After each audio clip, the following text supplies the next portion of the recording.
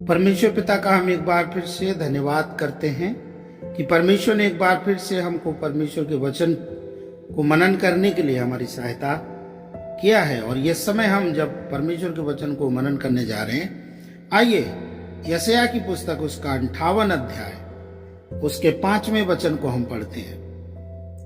जिस उपवास से मैं प्रसन्न होता हूं, अर्थात जिसमें मनुष्य स्वयं को दीन करे, क्या तुम इस प्रकार करते हो? क्या सिर को झाऊ के समान झुकाना, अपने नीचे टाट बिछाना और राख फैलाने ही को तुम उपवास और यहोवा को प्रसन्न करने का दिन कहते हो? ये वचन जो है हमें बहुत प्रेरणा देता है और हमें बहुत कुछ सिखाता है। परमेश्वर स्वयं बोलता है कि जिस उपवास से मैं प्रसन्न होता हूं, वो उपवास है कि मनुष्य जो है अपने आप को दीन करे। उपवास यदि किया जा रहा है और उस उपवास में इंसान अपने आप को, अपने घमंड को, अपने स्वयं को जो है दीन कर रहा है, अपने आप को त्याग रहा है, उसमें जो शब्द है उसको वो त्याग रहा है, तो वो उपवास जो है परमेश्वर वैसे उपवास को पसंद करता है और वो प्रसन्न है। परमेश्वर स्वयं इस बात को कह रहे कि मैं जिस उपवास से प्रसन्न रहता हूं या खुश होता हूं, वो ये है कि क्या मनुष्य जो है अपने आप को दीन करे। और उपवास का जो मकसद है वो हम जैसे कि सुनते हुए आ रहे हैं, दीन करना है, अपने आप का मूल्यांकन करना है, अपने पापों से, अपने अपराधों से हमें जो है छूटना है। तो यहाँ परमेश्वर जो है आज हमें बता रहे हैं कि जिस उपवास से मैं प्रसन्न होता हूं, क्या वो ये नहीं कि मनुष्य अपने आप को दीन करे। हम पुराने नियम में नबूकदनेस्सर राजा के विषय में देखते हैं कि नबूकदनेस्सर राजा जो है अपने महल के में टहल रहा था, और जब वो देख रहा था पूरे बेबीलोन को, तो उसने मन में फूल उठकर और वो कहता है कि क्या मेरे हाथों के द्वारा से ये बेबीलोन नहीं बनाया गया है।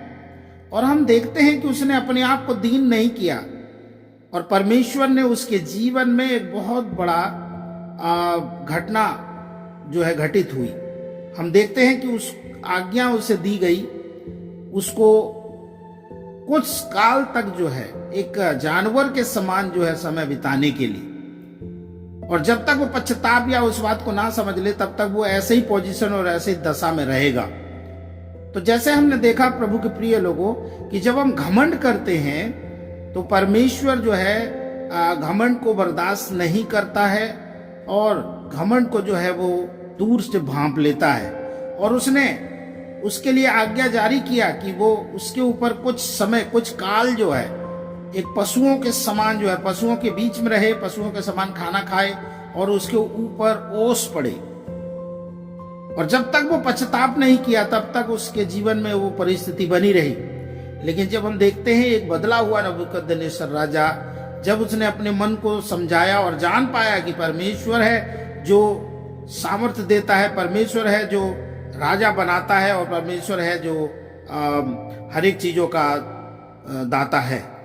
सो नबूकदनेस्सर राजा अपने आप को घमंड किया और दंड पाया। लेकिन आइए हम अपने जीवन में, प्रभु खुद कहते हैं कि इंसान नम्र करे, तो आज नम्र बनने की जरूरत है, नम्र होने की जरूरत है, दीन होने की जरूरत है। एक दूसरे के ऊपर चढ़ाई करने का नहीं, लेकिन एक दूसरे की दीनता के साथ में कमर बांधकर हमें एक दूसरे के साथ प्रेम के साथ सेवा करना है। एक दूसरा और उदाहरण जो है हम देखते हैं प्रभु यीशु मसीह के विषय में कि वो अपने आप को यहां तक दीन किया, नम्र किया कि उसने क्रूस की मृत्यु सह लिया।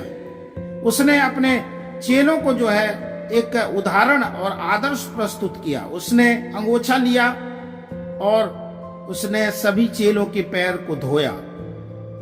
और हम यहां देखते हैं कि प्रभु यीशु मसीह अपने चेलों के पैर को धो रहे हैं और एक आदर्श सेट कर रहे हैं, प्रस्तुत कर रहे हैं। और उसने अपने आप को जो है एक दीनता के स्थान में रखा और एक सेवक के रूप में रखा। प्रभु यीशु मसीह इतने ऊंचे ओहदे में थे, परमेश्वर होते हुए भी उसने मनुष्य के समान जो है अपने आप को रखा और इंसानों के लिए एक नमूना पेश किया। सो प्रभु के प्रिय लोगों, हमने ये दोनों घटनाओं को हमने देखा कि हम जो है, एक व्यक्ति जो है राजा कहता है कि ये मेरे बाहुबल से जो है, मैंने नहीं बनाया बेबीलोन को, और घमंड किया। लेकिन प्रभु यीशु मसीह पूरे दुनिया को, पूरे संसार को बनाया, लेकिन उसने घमंड नहीं किया, लेकिन अंगोछा लेकर अपने चेलों के पैर को पोंछना शुरू कर दिया। एक उदाहरण और देखते हैं, पहला पतरस उसका 5 अध्याय उसके 5 और 6 वचन में वो कहता है, हे नवयुग को प्राचीनों के अधीन रहो और एक दूसरे के लिए सेवा के लिए तत्पर रहो। और कहता है कि परमेश्वर के बलवंत हाथ के नीचे रहो, ताकि वो समय आने पर, उचित समय आने पर वो बढ़ाए और तुमको इस्तेमाल करे।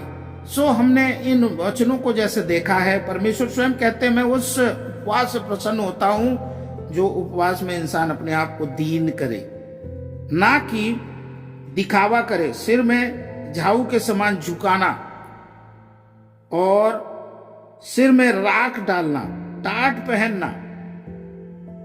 और ये उपवास नहीं है, लेकिन सच्चा उपवास एक बदलाहट को और अपने जीवन को मूल्यांकन करने का अर्थ है। सो प्रभु का धन्यवाद करते हैं कि परमेश्वर स्वयं कह रहे हैं कि अपने आप को दीन करे। आइए हम परमेश्वर के वचन के द्वारा से जैसे सुने हैं और इस उपवास और प्रार्थना में हैं, अपने आप को दीन बनाते चलें। God bless you.